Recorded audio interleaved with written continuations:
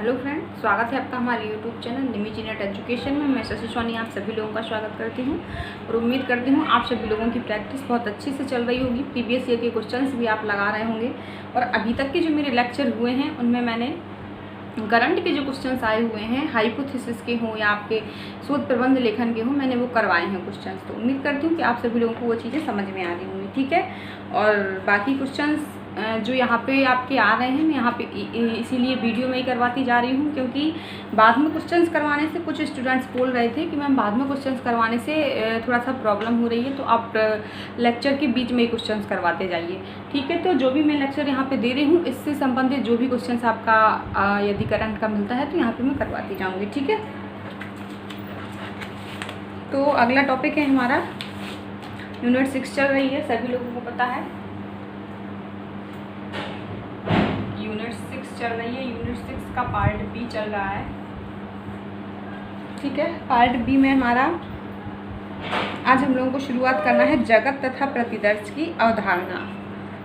पहले जो लिख के आता था जनसंख्या तथा प्रतिदर्श की अवधारणा, ठीक है। अब यहाँ पे लिख के आया है आपका जगत एवं प्रतिदर्श की अवधारणा, concept of universe and sample, ठीक है।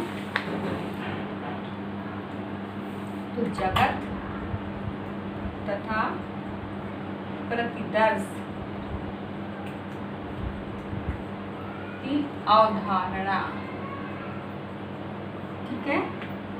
Concept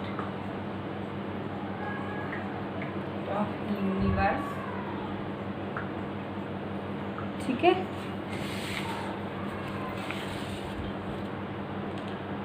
concept of universe and sample,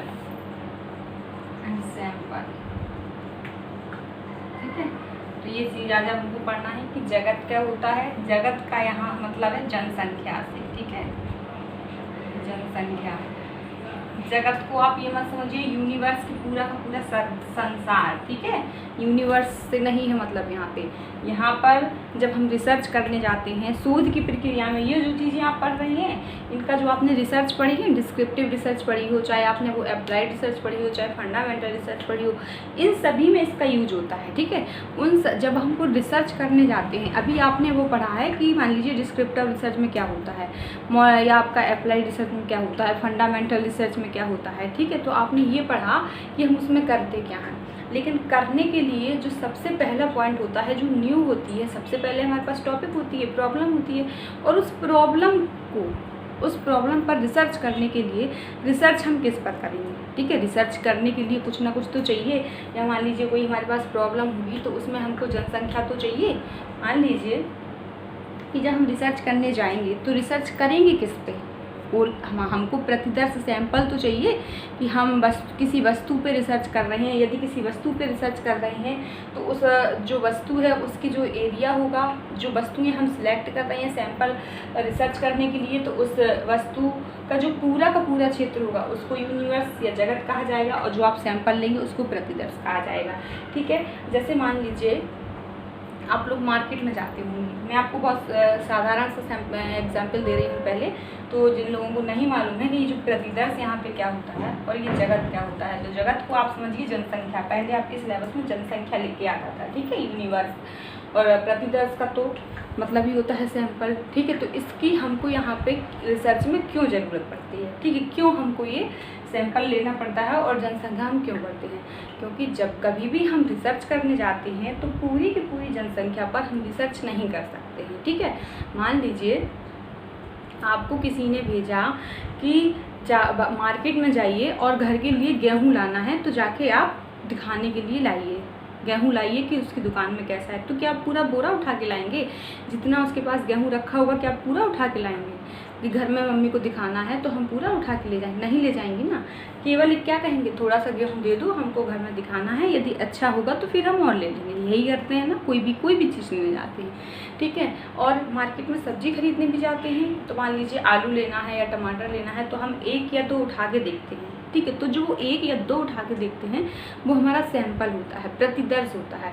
और उस 1 या 2 आलू उठा के देखने के बाद हम अंदाज़ा लगा लेते हैं कि उसकी जो टोकरी में जितने आलू रखे हुए हैं वो सारे कैसे हैं, ठीक है। उसके अकॉर्डिंग ही तो क्या हम सारे आलू उठा के देखते हैं या उसकी सारी सब्जी उठा के देखते हैं। यदि जो 2 आलू हमने उठाए वो बेकार होते हैं तो हम क्या करते हैं, ये मान लेते हैं कि उसकी सब्जी बेकार है, उसके यहाँ से हम आलू नहीं खरीदते हैं, ठीक है। और इसी के अकॉर्डिंग जब आपकी मम्मी ने आपको गेहूँ लेने के लिए मार्केट में भेजा तो वो दुकान वाला क्या करता है, थोड़े से गेहूँ आपको देता है और क्या देता है कि दिखा के लाइए। तो जो वो थोड़े से गेहूँ उसने आपको दिए वही आपका क्या होता है, सैंपल होता है। और जो पूरा उसके पास स्टॉक रखा हुआ है गेहूँ का, जहाँ से उसने निकाल के आपको दिया है, वो क्या होता है, आपका जनसंख्या होता है, ठीक है।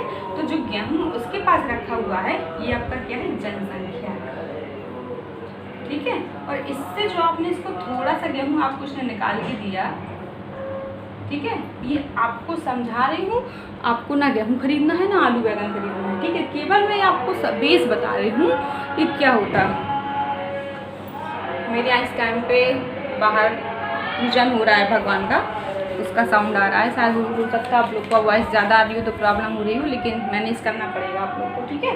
तो जो वो गेहूँ आपको थोड़ा सा देता है, इसी में से तो निकाल के देता है, उसके पास स्टॉक होगा या किसी बोरे में रखा होगा या मान लीजिए किसी और चीज़ में वो स्टॉक करके किसी टंकी में रखे होगा, तो वहाँ से निकाल के आपको थोड़ा सा गेहूँ दे देता है और घर में दिखाने के लिए। जब आप दिखाते हैं तो उस गेहूँ के हिसाब से आप अंदाज़ा लगा लेते हैं कि यदि इसका जो सैंपल है ये सही है तो इसी के अकॉर्डिंग पूरा गेहूँ का अच्छा होता है तो आप ले लेते हैं, नहीं तो नहीं लेते, ठीक है।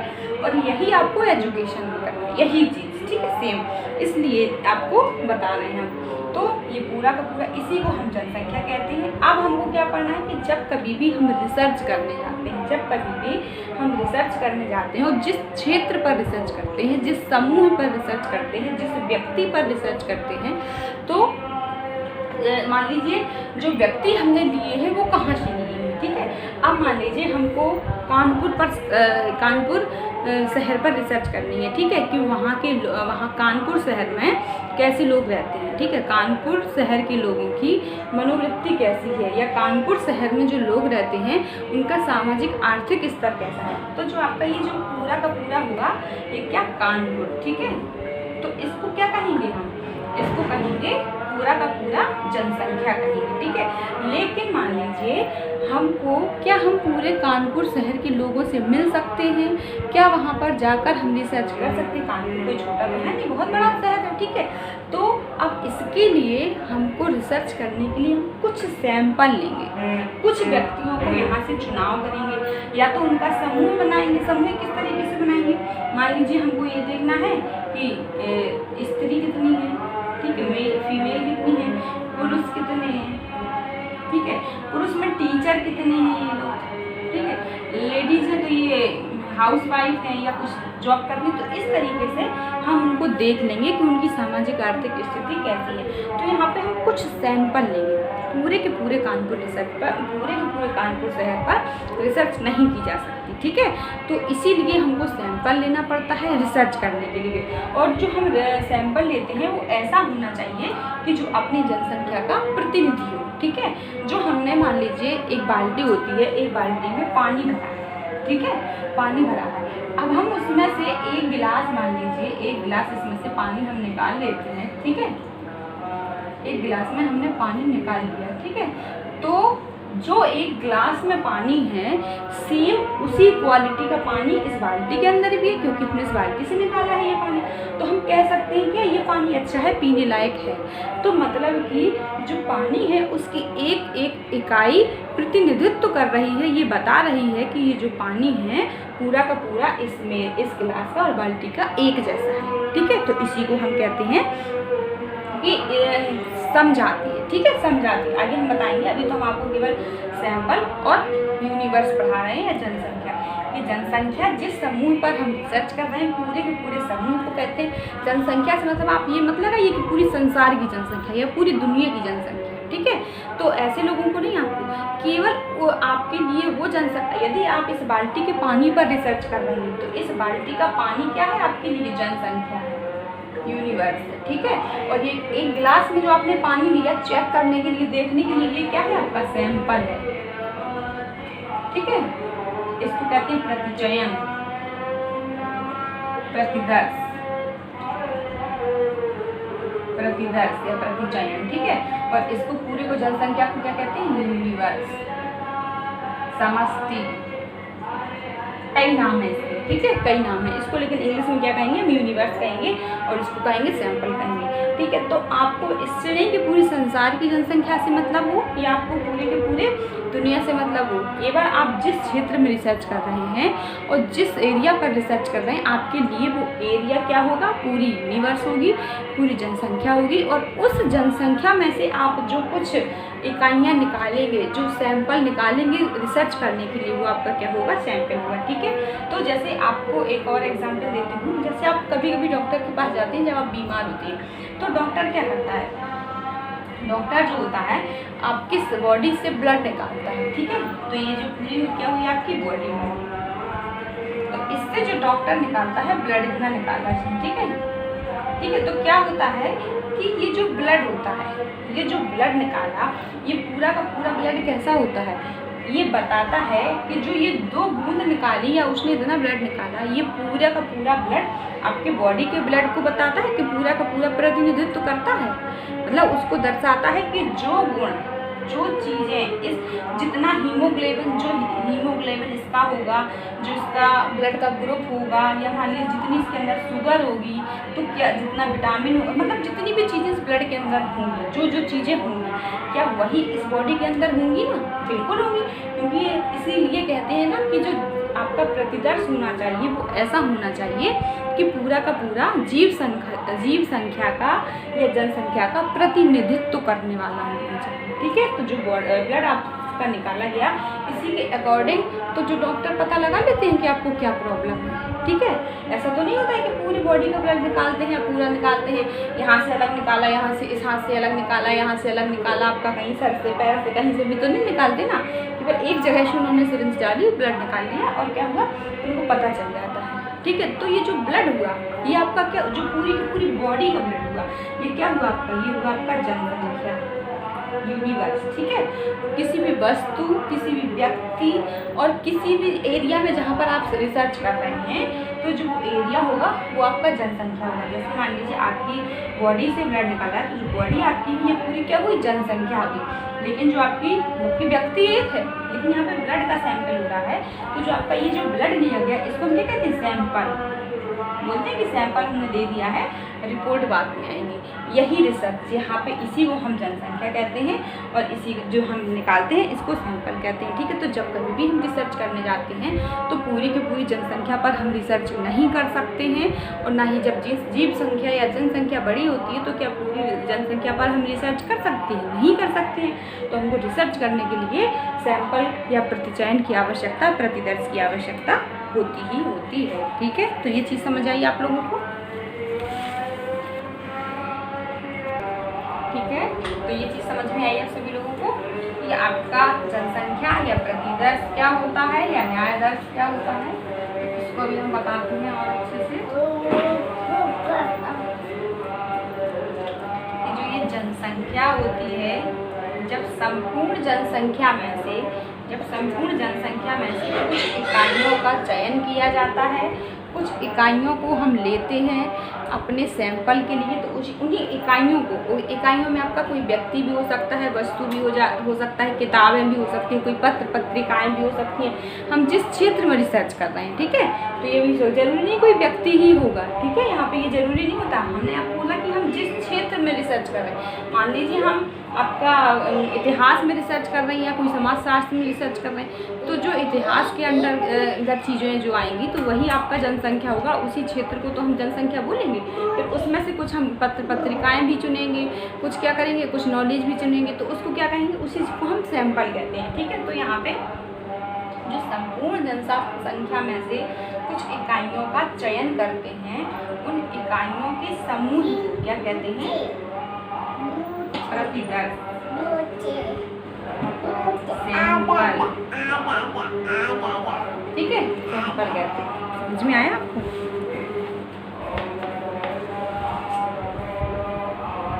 इसको समग्र कहते हैं, ठीक है। जो जनसंख्या होता है वो पूरा का पूरा समग्र होता है, समग्र भाग होता है, और समग्र का ही जो आपका जो न्याय दर्श होता है या इसी को क्या कहते हैं, आपका एक छोटा भाग होता है, ठीक है। इसी को क्या कहते हैं, समग्र कहते हैं। इसी को हम क्या कहते हैं, समष्टि कहते हैं,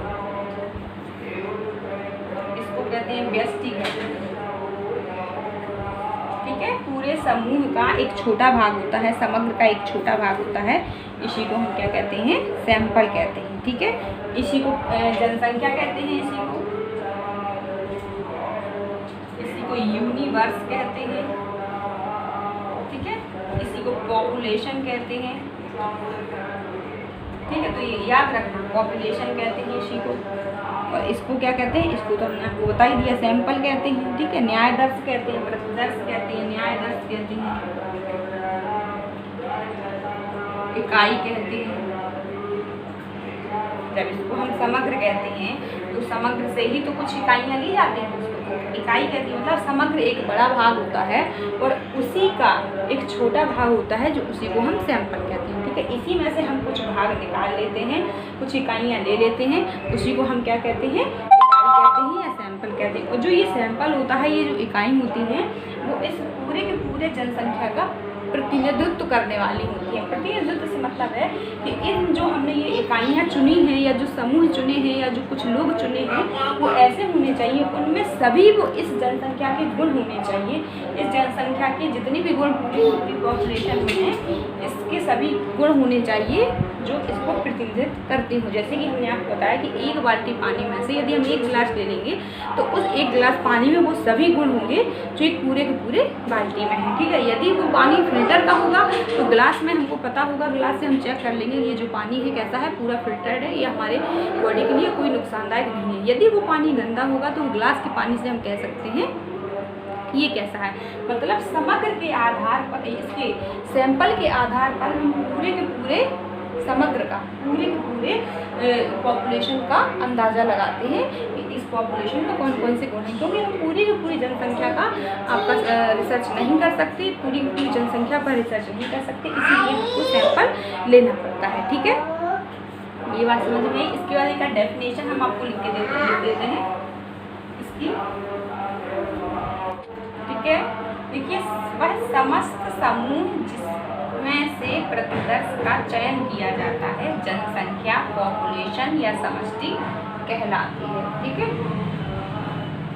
और ये जो सैंपल लिखा हमने इसके लिए लिखा था प्रतिदर्श के लिए। ठीक है, सैंपल इसलिए इंग्लिश में लिखती जा रही हूँ कि आपको कंफ्यूज ना हो कि प्रतिदर्श, न्याय दर्श, समष्टि, पॉपुलेशन, इन सब वर्ड में कंफ्यूज नहीं होना है। ठीक है, जिसको हम पॉपुलेशन कहते हैं उसी को हम समष्टि कहते हैं, उसी को यूनिवर्स कहते हैं, उसी को पॉपुलेशन कहते हैं। ठीक है, इसी को जनसंख्या कहते हैं, इसी को समग्र कहते हैं। आपको हम ये सब चीज़ें बता चुके हैं। जो प्रतिदर्श होता है इसी को न्याय दर्श कहते हैं, इसी को सैंपल कहते हैं, इसी को इकाई कहते हैं। ठीक है, तो वह समस्त समूह जिसमें से प्रतिदर्श का या सैंपल का चुनाव किया जाता है जनसंख्या, पॉपुलेशन, समष्टि, यूनिवर्स कहलाती है। जिसमें से हम किसी भी इकाई का या सैंपल को लेते हैं तो जिस समग्र में से जिस जनसंख्या में से लिया है वो समस्त जनसंख्या क्या कहलाती है, वो समस्त समूह क्या कहलाता है, आपकी जनसंख्या कहलाती है। ठीक है, तो ये चीज़ आपको समझ में आई। अब हम बात करते हैं जनसंख्या दो प्रकार की होती है। ठीक है,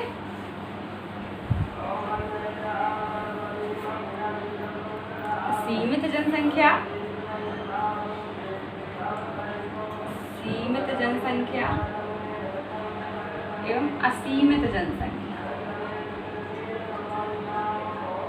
असीमित जनसंख्या, इसी को हम कहते हैं परिमित जनसंख्या।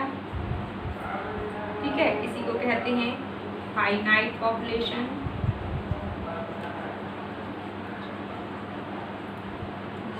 इसको कहते हैं इनफाइनाइट पॉपुलेशन।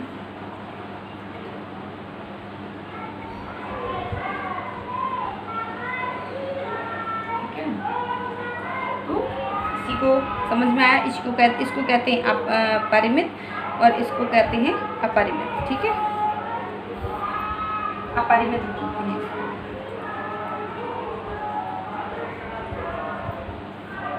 ठीक है, जनसंख्या जो आपकी होती है, जिस चीज़ में से हम सैंपल लेते हैं, जो जनसंख्या आपकी होती है ये दो प्रकार की होती है। ठीक है, जहाँ से हम सैंपल लेते हैं, जहाँ से हम किसी इकाइयों का चुनाव करते हैं, ये कैसा आपका दो प्रकार की होती है। एक होती है आपकी फाइनाइट पॉपुलेशन, सीमित पॉपुलेशन, एक होती है इनफाइनाइट पॉपुलेशन, अपरिमित जनसंख्या, ठीक है, परिमित जनसंख्या एवं अपरिमित जनसंख्या, ठीक है। जब हमारी जनसंख्या सीमित होती है, ठीक है, जब हमारी जनसंख्या कैसी होती है, सीमित होती है, मतलब जिस पर हम रिसर्च कर सकते हैं, सीमित होती है, तो उसको क्या कहते हैं, परिमित या फाइनाइट पॉपुलेशन। जैसे आपकी कोई संस्था हुई या विद्यालय हुआ, ठीक है, कोई फैक्ट्री हुई, ठीक है, तो इन पर हम क्या, इनमें हमको क्या सैंपल लेने की आवश्यकता नहीं पड़ती है। किसी विद्यालय में हमको रिसर्च करना है तो हम वहाँ के सभी बच्चों से जाके पूछ सकते हैं, बातचीत कर सकते हैं और उन पर रिसर्च कर सकते हैं। वहाँ पर हमको किसी, मान लीजिए किसी विद्यालय में 100 बच्चे हैं या 200 बच्चे हैं, तो ज़रूरी नहीं है हम उनमें से सैंपलिंग करें, क्योंकि सैंपल लेने से, सैंपलिंग करने से जो क्या होती है, जो विश्वसनीयता होती है या जो परिशुद्धता होती है वो कम हो जाती है। त्रुटियां तो होती है। मान लीजिए जब हम 10 लोगों से या 100 लोगों से मिलकर बातचीत करेंगे तो जो हमें नॉलेज मिलेगी, अब उसी में से जब हम 10 लोगों से चुनाव करने के बाद उनसे बातचीत करेंगे तो वो कैसा होगा, रिजल्ट कम शुद्ध होगा बस, लेकिन इसको रिप्रेजेंटेड करने वाला होगा, इसी के प्रतिनिधित्व करने वाला होगा, इसका तो होगा, इसके सभी गुण इसमें होंगे, लेकिन जितना शुद्ध ये होगा उतना शुद्ध ये नहीं होगा, उतना ये प्योर नहीं होगा, ठीक है। तो इसीलिए जब जनसंख्या बहुत ज़्यादा होती है तब हमको सैंपलिंग करने की आवश्यकता पड़ती है, और जो सैंपलिंग करते हैं हम वो मजबूरी में करते हैं, क्योंकि हम पूरी रिसर्च पर, पूरी जनसंख्या पर रिसर्च नहीं कर सकते, ठीक है। लेकिन जब हमारी जो पॉपुलेशन होती है वो फाइनाइट होती है, सीमित होती है, तो वहाँ पर हम सैंपलिंग नहीं करते हैं, ठीक है। 2 प्रकार की जनसंख्या होती है, जैसे हमारी सीमित जनसंख्या होती है, जैसे आपकी फैक्ट्री हो गई, ठीक है, संस्था हो गया, विद्यालय होगा, तो यहाँ पर हम सैंपल करने की आवश्यकता नहीं है, यहाँ पर जाकर हम खुद स्वयं रिसर्च कर सकते हैं, ठीक है। तो इसी को क्या कहते हैं, सीमित जनसंख्या कहते हैं, ठीक है। लेकिन असीमित जनसंख्या कैसी होती है, जैसे वो जनसंख्या, जैसे मान लीजिए बहुत बड़ी जनसंख्या में हो, ठीक है, ऐसी जनसंख्या जो बहुत बड़ी संख्या में हो, ऐसी जनसंख्या जो बहुत बड़ी जनसंख्या में, बहुत बड़ी संख्या में हो, तथा दूर दूर तक फैली हो, ठीक है, दूर दूर तक फैली, ठीक है। तो इसको क्या कहते हैं, इसको हम कहते हैं इनफाइनाइट पॉपुलेशन या आपकी अपरिमित जनसंख्या, ठीक है। तो ऐसी जनसंख्या में हमारी मजबूरी होती है कि हमको सैंपल लेना ही लेना पड़ेगा। जब ऐसी जनसंख्या जो बहुत दूर दूर तक फैली है और जनसंख्या बहुत ज़्यादा है वहाँ की, तो हम वहाँ पर क्या सभी लोगों से मिलकर बातचीत कर सकते हैं, नहीं कर सकते। तो यहाँ पर हमको एक कुछ वर्ग बनाकर, कुछ स्ट्रेटा बनाकर, अलग अलग समूह बनाकर इनका हम कुछ सैंपल कर लेंगे, कुछ चुनाव कर लेंगे, कुछ व्यक्तियों को यहाँ से ले लेंगे और उन्हीं व्यक्तियों पर रिसर्च करेंगे, और उस व्यक्ति के बाद जो रिसर्च के बाद जो परिणाम आएगा उसको इस सभी पॉपुलेशन पर, इस पूरी की पूरी जनसंख्या पर क्या कर देंगे, जनरलाइजेशन कर देंगे, ठीक है। तो कह सकते हैं कि जो हमारा सैंपल होता है वो पूरी की पूरी जनसंख्या का प्रतिनिधित्व करता है, ठीक है। लेकिन क्या जो पूरी की पूरी जनसंख्या होती है वो सैंपल का प्रतिनिधित्व करती है, तो नहीं करती है, क्योंकि क्या ये 100 लोग इन 10 लोगों का प्रतिनिधित्व करते हैं, नहीं करेंगे। क्यों? क्योंकि इसमें और 90 लोग हैं वो कुछ अलग भी हो सकते हैं, लेकिन जो ये 10 लोग हैं तो ये पूरे के पूरे 100 लोगों को प्रतिनिधित्व करते हैं, रिप्रेजेंटेट करते हैं पूरे के पूरे 100 लोगों को, ठीक है। तो ये आपकी क्या है, जनसंख्या है, और ये आपका क्या है, सैंपल जो न्यायादर्श लिया है, ठीक है, या प्रतिदर्श लिया है। तो इसीलिए जब ऐसी जनसंख्या जो बहुत दूर दूर तक फैली हो, उसका विस्तार ज़्यादा हो, और ऐसी अवस्था में हम पूरी की पूरी जनसंख्या पर रिसर्च नहीं कर सकते हैं, तो हमको क्या करना पड़ता है, सैंपलिंग करनी पड़ती है। और इसी जनसंख्या को असीमित जनसंख्या या अपरिमित जनसंख्या, इनफाइनाइट पॉपुलेशन कहते हैं, ठीक है। जैसे इसके अंतर्गत आ जाएगा पूरा एक जाति के लोग हुए, ठीक है, एक जाति के लोग लिंग के आधार पर, ठीक है। तो मान लीजिए एक जाति के लोग हैं, अब हमको मान लीजिए हिंदू जाति के लोगों का रिसर्च करना है, तो क्या हम पूरे जितने भी हिंदू हैं उन पर रिसर्च कर सकते हैं, या पूरे के पूरे जितने मोहम्मदन हैं उन पर हम रिसर्च कर सकते हैं? तो नहीं कर सकते हैं, ठीक है, नहीं कर सकते। तो इसलिए हम क्या करेंगे कि जहाँ जहाँ हिंदू रहते हैं वह उस एरिया में से हम कुछ हिंदुओं को चुन लेंगे और उन हिंदुओं पर रिसर्च करने के बाद पूरे के पूरे जितने भी हिंदू लोग हैं उन पर हम क्या कर देंगे, जनरलाइजेशन कर देंगे। उसको हम बता देंगे, जो सैंपल होगा और जो रिजल्ट निकल कर आएगा कह देंगे कि हिंदू लोग इस तरीके के होते हैं, ठीक है। तो लिंग हो गया, आयु हो गया, या कोई वर्ग हो गया, ठीक है, किसी वर्ग के। या मान लीजिए अब हमको पता करनी है कि किस शहर में लड़कियां कितनी, मान लीजिए कानपुर में पता करना है कितनी मेल है कितनी फीमेल है, तो क्या हम पता कर सकते हैं, ठीक है।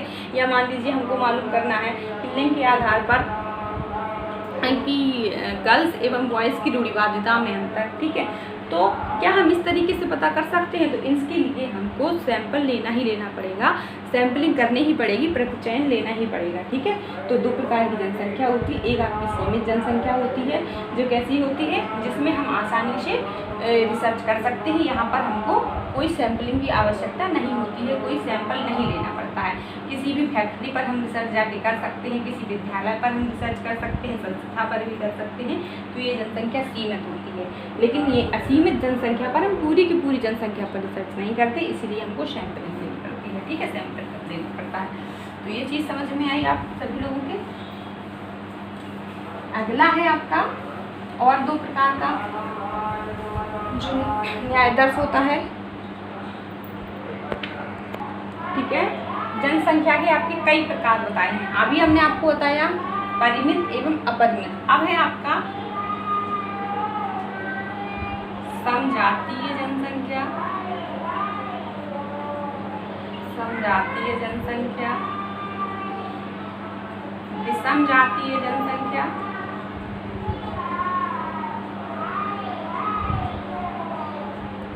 ठीक है। 6 प्रकार की जनसंख्या होती है, 2 हम आपको बता चुके हैं, 4 और बता रहे हैं, ठीक है। इसके बाद आपकी आती है वास्तविक जनसंख्या,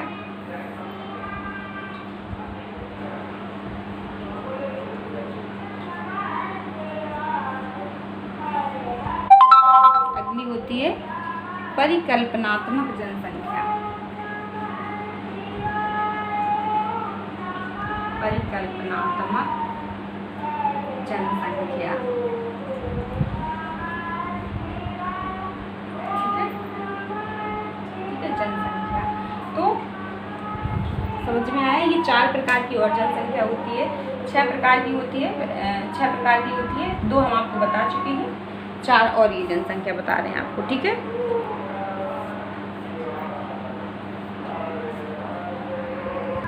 ठीक है, तो इसको इंग्लिश में कहते हैं होमोजीनियस पॉपुलेशन, विषम जातीय जनसंख्या को कहते हैं हेट्रोजेनियस पॉपुलेशन, और वास्तविक जनसंख्या को कहते हैं रियल पॉपुलेशन, और परिकल्पनात्मक जनसंख्या को कहते हैं हाइपोथेटिकल पॉपुलेशन, ठीक है।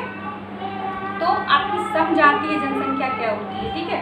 सबसे पहले हम बात करते हैं समजातीय जनसंख्या के। समजातीय जनसंख्या ऐसी जनसंख्या को कहते हैं जहाँ पर पूरी की पूरी जनसंख्या, ठीक है, कोई गुण या विशेषता संपूर्ण जनसंख्या को प्रत्येक इकाई के समान रूप से वितरित करेगी। मतलब कि जब कोई गुण या विशेषता संपूर्ण जनसंख्या को, ठीक है, कोई गुण या विशेषता संपूर्ण जनसंख्या को प्रत्येक इकाई में समान रूप से वितरित करें, ठीक है। जैसे हमने आपको बताया था, यहाँ पे हमने आपको क्वालिटी का या ब्लड का एग्जाम्पल दिया था कि कोई गुण या विशेषता, ठीक है, कोई गुण या विशेषता संपूर्ण जनसंख्या को या समष्टि को प्रत्येक इकाई के रूप में, ठीक है, प्रत्येक इकाई के रूप में समान रूप से वितरित करेगी। मतलब कि जो गुण इस इकाई में है वही पूरी की पूरी जनसंख्या में होंगे, ठीक है। जैसे हमने आपको इक्वालिटी में से एक पानी का गिलास यदि हमने ले लिया तो हमको पता है कि जो इस पानी के गिलास, जो इस एक गिलास में जो पानी है उसमें जो गुण है पूरे के पूरे जनसंख्या में या पूरी की पूरी बाल्टी में होंगे। एक हमारी बॉडी से एक ब्लड खून निकाला जाता है, एक बूंद खून निकाला जाता है, तो उस एक बूंद खून के आधार पर हम क्या कर लेते हैं, पूरी की पूरी बॉडी को पता कर लेते हैं कि उसमें कौन सी कमी है, कौन सी चीज़ें या कौन सी हमको हमारी बॉडी में प्रॉब्लम है। ठीक है, तो ऐसी जनसंख्या को क्या हम कहते हैं, समजातीय संख्या। मतलब एक इकाई के आधार पर हम पता कर लेते हैं कि हमारी जनसंख्या में किस तरीके के गुण हैं। तो किसी ऐसी जनसंख्या जिसकी गुण या विशेषताओं के आधार पर हम पूरी की पूरी जनसंख्या के इकाई का पता लगा लेते हैं कि एक इकाई पूरी जनसंख्या को प्रतिदर्शित करती है। ठीक है, एक जो बूंद खून का है, ये पूरा एक बूंद खून पूरे के पूरे बॉडी में जितना भी ब्लड है उसका प्रतिनिधित्व कर रहा है, उसको रिप्रेजेंटेट कर रहा है। ठीक है, इसके बाद आता है आपका विषम जातीय जनसंख्या। ठीक है, विषम जातीय जनसंख्या कैसी होती है कि जैसे कि जो ऐसी जनसंख्या जो जिसमें अलग अलग समान तरीके से गुण पाए जाते हैं। ठीक है, अलग अलग गुण पाए जाते हैं, मतलब कि कोई गुण या विशेषता के आधार पर पूरी की पूरी जनसंख्या की कोई भी इकाई प्रतिनिधित्व नहीं करती है। ठीक है, जब कोई गुण या विशेषता संपूर्ण जनसंख्या की प्रत्येक इकाई को समान रूप से वितरित ना करेगी। मतलब कि जैसे कि जो एक बूंद ब्लड है, ठीक है, ये ब्लड यदि हमारी पूरी की पूरी बॉडी का प्रतिनिधित्व ना करे, ठीक है, ऐसी गुण या विशेषता जो पूरी की पूरी जनसंख्या की इकाई का प्रतिनिधित्व नहीं करती है, ऐसी पॉपुलेशन को हम क्या कहते हैं, विषम जातीय जनसंख्या। जैसे मान लीजिए, इसमें हम एक एग्जाम्पल और दे सकते हैं कि जैसे मान लीजिए जब हम चावल बनाते हैं, ठीक है, तो इसमें मान लीजिए चावल है, तो क्या हम पूरे के पूरे चावल को निकाल के देखते हैं कि पके कि नहीं पके, ये तो नहीं देखते हैं। तो हमने इसमें से थोड़े से चावल निकाले और देख लिया पक गए कि नहीं पके, तो जो चावल हमने निकाले उसको हम क्या कहते हैं, सैंपल। जो हमने निकाल के चेक किए कि पके कि नहीं पके उसको हम सैंपल कहते हैं। और जितने इस भगोने में पूरे चावल हैं, इस कटोरे में पूरे चावल हैं, इसको हम क्या कहते हैं, जनसंख्या कहते हैं। ठीक है, इसके बाद लेकिन जो इसमें चावल हैं ये कैसे हैं, समजातीय हैं। ठीक है, समजातीय। दो चावलों में जो गुण हैं, यहाँ पे हमने जो चावल निकाले तो इनमें जो गुण हैं वो पूरे के पूरे इसको रिप्रेजेंटेट करते हैं कि नहीं करते हैं। ठीक है, बिल्कुल, तो समजातीय हैं, एक से हैं, एक तरीके के हैं, एक गुण, इनकी जो गुण और विशेषताएं हैं वो प्रत्येक इकाई पूरे के पूरे जनसंख्या का प्रतिनिधित्व करती है। ठीक है, इसके बाद जो विषम जाति में क्या होगा, मान लीजिए चावल की जगह हम खिचड़ी बनाते हैं। ठीक है, यहाँ हमको चावल और खिचड़ी और आलू और बैंगन नहीं खरीदना है, ना बनाना है। ठीक है, केवल हम एक इसलिए एग्जाम्पल दे रहे हैं कि समझाने के लिए। ठीक है, बहुत से स्टूडेंट्स को हमने देखा है कि हम जो एग्जाम्पल देते हैं केवल उसी को समझ लेते हैं, तो इसको नहीं समझना है। इसका मतलब है कि जब हम रिसर्च करने जाएंगे तो वहाँ पे हम जो लोग चुनेंगे तो ऐसे चुनेंगे कि वो पूरे के पूरे, जैसे मान लीजिए हमको मेल और फीमेल में अंतर करना है, या मान लीजिए केवल गर्ल्स देखना है, तो हम लिंग के आधार पर कर लेंगे, लड़कियां सिलेक्ट कर लेंगे, तो क्या हो जाएंगे, ये हमारी समजातीय हो जाएंगी।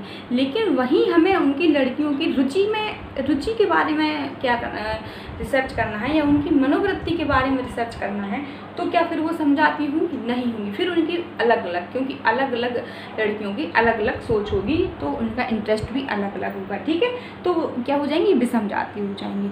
लेकिन केवल हमको लिंग की रिसर्च करनी है कि मेल और फीमेल की, तो यदि हम सारे मेल को सिलेक्ट कर लेंगे और फीमेल को सिलेक्ट कर लेंगे तो जो मेल का ग्रुप होगा वो समजातीय होगा, जो फीमेल का होगा वो समजातीय होगा, क्योंकि वहाँ केवल गर्ल्स हैं और वहाँ केवल बॉयज़ हैं। ठीक है, तो हाइड्रोजीनियस में क्या होता है, इसमें होता है, मान लीजिए हमने यहाँ पर चावल की जगह खिचड़ी बनाई, इसमें हमने आलू भी डाल दिए, टमाटर भी डाल दिए, बैंगन भी डाल दिया, गोभी भी डाल दिया। ठीक है, लेकिन जब हम इसको चेक करेंगे तो दो चावल उठा के हमने देखे, ठीक है, दो चावल उठा के देखे पके, मान लीजिए चावल पक गए, लेकिन पूरे के पूरे दो चावल पूरी की पूरी खिचड़ी को प्रतिनिधित्व करेंगे, केवल हमने जितना सैंपल चेक किया नहीं करेंगे। वैसे तो यदि नॉर्मली भाषा में कहें तो पक जाती है, मैं भी लेडीज जो खिचड़ी बनाएंगे कुकर में लगाएंगे तो आलू बैंगन सब इकट्ठे ही पकेंगे। लेकिन यहाँ पे जो चीज़ें हैं, यहाँ पे हम ये समझाने की कोशिश कर रहे हैं खिचड़ी नहीं बनाना है हमको। ठीक है, कि ऐसे लोगों का हम चुनाव करेंगे, ऐसे गुणों एवं विशेषताओं के आधार पर ऐसी इकाइयों का चुनाव करेंगे जो पूरे के पूरे जनसंख्या का प्रतिनिधित्व करते हैं। ठीक है, वहाँ से जो चीज़, जो हमारा उद्देश्य है रिसर्च करने का, हमारा उद्देश्य यदि 10th क्लास के बालकों पर रिसर्च करना है तो केवल हम वहाँ से 10th क्लास के बालक ही चुनेंगे। ऐसा नहीं हम 6th क्लास के भी चुन लेंगे या 12th क्लास के भी चुन लेंगे या 5th क्लास के भी चुन लेंगे, तो इससे क्या हो जाएगा कि हमारी जनसंख्या विषम जाति हो जाएगी। लेकिन केवल यदि हम 10th क्लास के बालकों को चुनेंगे तो वो जनसंख्या हमारी समजातीय होगी। ठीक है, तो इसके बाद यहाँ पे मान लीजिए गोभी है, आलू है, बैगन है, तो हो सकता है गोभी ना पके हो, चावल पक गए हो लेकिन आलू ना पके हो, ऐसा भी तो हो सकता है ना। तो ये जनसंख्या कैसी हुई, ये पॉपुलेशन कैसी हुई, आपकी हाइड्रोजीनियस हुई। ठीक है, हाइड्रोजीनियस हुई। तो ये विषम जातीय जनसंख्या कि एक इकाई दूसरे इकाई से भिन्न होती है, एक इकाई दूसरे इकाई का प्रतिनिधित्व तो नहीं करती है, अलग अलग होती है। ठीक है, इसके बाद वास्तविक जनसंख्या क्या होती है। ठीक है, वास्तविक जनसंख्या ऐसी जनसंख्या को कहते हैं जिसको हम बाह्य रूप से देख सकें और जो भौतिकता के आधार पर सिद्ध हो सके। ठीक है, भौतिकता के आधार पर ऐसी जनसंख्या जिसको हम बाह्य रूप से देख सकें। ठीक है, भौतिकता के आधार पर जिसका भौतिक अस्तित्व होता है। ठीक है, कह सकते हैं जिसका भौतिक या वैज्ञानिक अस्तित्व होता है। ठीक है, वास्तविक जनसंख्या कहलाती है ऐसी जनसंख्या जिसको हम बाह्य ज्ञानेंद्रियों के माध्यम से देखते हैं या जो भौतिक जिसका भौतिक अस्तित्व होता है या वैज्ञानिक अस्तित्व होता है। जैसे कि मान लीजिए इंजीनियर होते हैं, ठीक है, कोई डॉक्टर हो गए, तो इनका क्या होता है, इनका भौतिक अस्तित्व होता है। कोई वैज्ञानिक हो गए, कह सकते हैं कि आपकी कैसी जनसंख्या, वास्तविक जनसंख्या, इनका भौतिक अस्तित्व होता है। लेकिन परिकल्पनात्मक जनसंख्या, हाइपोथेटिकल पॉपुलेशन, इसलिए क्या होती है, एक ऐसी जनसंख्या, ठीक है, जिसको केवल हम कल्पनात्मक रूप से देखते हैं। ठीक है, कल्पना कर सकते हैं, उनका भौतिक अस्तित्व नहीं होता है। ठीक है, जब ऐसी जनसंख्या जिसका कोई भौतिक अस्तित्व नहीं होता है, केवल उनके अस्तित्व की हम कल्पना करते हैं, तो ऐसी जनसंख्या को परिकल्पनात्मक जनसंख्या कहते हैं। जैसे भौतिक अस्तित्व होने से मतलब कि आप कहें कि मेरा नेचर कैसा है। ठीक है, तो मेरे नेचर का कोई भौतिक अस्तित्व नहीं है। ठीक है, किसी व्यक्ति का स्वभाव कैसा है, ठीक है, तो क्या आप उसके स्वभाव को आंक सकते हैं, उसकी बुद्धि लब्धि IQ को तो आप आंक सकते हैं। ठीक है, उसका तो, लेकिन उसका भी कोई भौतिक अस्तित्व नहीं है। ठीक है, किसी व्यक्ति का शील गुण, स्वभाव, नेचर, ठीक है, तो इन पर क्या रिसर्च की जा सकती है। ये तो प्रत्येक व्यक्ति का अलग अलग होता है ना, हर व्यक्ति में अंतर होता है, हर पर्सन में डिफरेंट होता है। तो केवल ऐसी जनसंख्या जिसका कोई अस्तित्व नहीं होता है, भौतिक अस्तित्व नहीं होता है, ठीक है, उसको क्या कहते हैं, केवल उनकी अस्तित्व की कल्पना की जा सकती है, इनको हम हाइपोथेटिकल पॉपुलेशन कहते हैं। ठीक है, तो आपको ये तो थे जनसंख्या के प्रकार। ठीक है, सिलेबस भी देखते चलिए एक बार। ये तो थे जनसंख्या के प्रकार, जनसंख्या के प्रकार बता दिए हैं आपको। इसके बाद है आपका उत्तम नमूना के लक्षण। ठीक है, अब हम बात करते हैं उत्तम नमूना के लक्षण।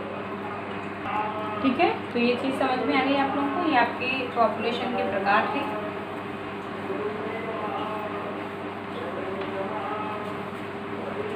इसके बाद अभी हमने जो आपको डेफिनेशन बताई थी वो जनसंख्या के बारे में बताई थी, जनसंख्या क्या होती है। ठीक है, एक ऐसा समूह जिसमें से हम क्या करते हैं, कुछ इकाइयों को चुनते हैं, कुछ समूह को चुनते हैं, जिसको उस समूह को जिसमें से चुनी जाती है उसको हम क्या कहते हैं, जनसंख्या कहते हैं। लेकिन अब आप प्रतिदर्श सैंपल की एक डेफिनेशन लिख लीजिए। ठीक है, सैंपल क्या होता है। सैंपल हमने आपको बताया कि जनसंख्या से ही हम कुछ इकाइयों को, कुछ समूह को चुनते हैं, उसी को हम सैंपल कहते हैं। ठीक है, कर्लिंगर के अनुसार, कर्लिंगर के अनुसार, ठीक है, प्रतिदर्श जनसंख्या से लिया गया, प्रतिदर्श, इसको याद रख लेना, इसी को सैंपल कहते हैं। ठीक है, कंफ्यूज नहीं होना। प्रतिदर्श जनसंख्या,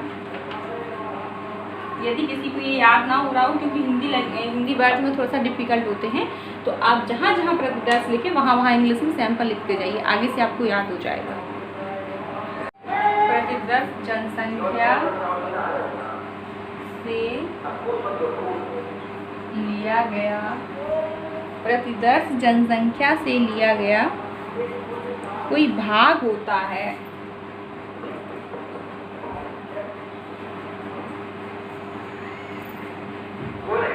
कोई भाग होता है जो जनसंख्या के प्रतिनिधित्व के रूप में कार्य करता है। ठीक है, जो जनसंख्या के प्रतिनिधित्व के रूप में कार्य करता है। ठीक है, प्रतिदर्श जो सैंपल होता है वो जनसंख्या से ही लिया गया कोई भाग होता है, ये हमने आपको बताया, जो जनसंख्या के प्रतिनिधित्व के रूप में काम करता है। कि मतलब कि जनसंख्या में जो गुण हैं वो सभी गुण सैंपल में होने चाहिए। ठीक है, ऐसी हम जनसंख्या का चुनाव करते हैं कि जितने भी गुण जनसंख्या में हैं, जो लोग व्यक्ति जो लोग जैसे रहते हैं तो सभी को चुनेंगे। ठीक है, मेरे यहाँ थोड़ा सा शोर हो रहा है बाहर, किसी के यहाँ पूजन हो रहा है इस वजह से। ठीक है, आगे डेफिनेशन एक और लिख लीजिए, गुड व हॉट।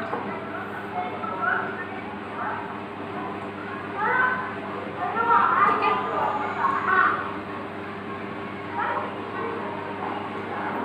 एक प्रतिदर्श जैसा कि नाम से स्पष्ट है, एक प्रतिदर्श जैसा कि नाम से स्पष्ट है,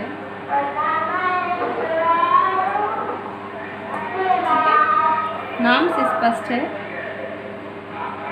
किसी विशाल संपूर्ण का छोटा प्रतिनिधि है, किसी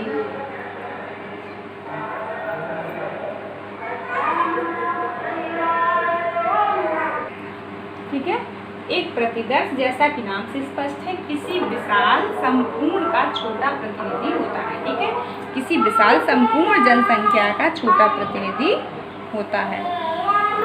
मतलब की जनसंख्या विशाल होती है और इससे जो हम सैंपल लेते हैं वो छोटा होता है। ठीक है, लेकिन करता है इसी को रिप्रेजेंट करना। ठीक है, तो ये चीज़ समझ में आ गई कि प्रतिदर्श क्या होता है। अब इसके हम लक्षण की बात करते हैं कि लक्षण कौन कौन से होना चाहिए। जो अच्छा एक उत्तम नमूना प्रतिदर्श। आज क्लास 1 कर दूँ क्या? शोर मेरे यहाँ बहुत हो रहा है। चलिए ठीक है, अब आगे की क्लास ये शांत हो जाने के बाद ही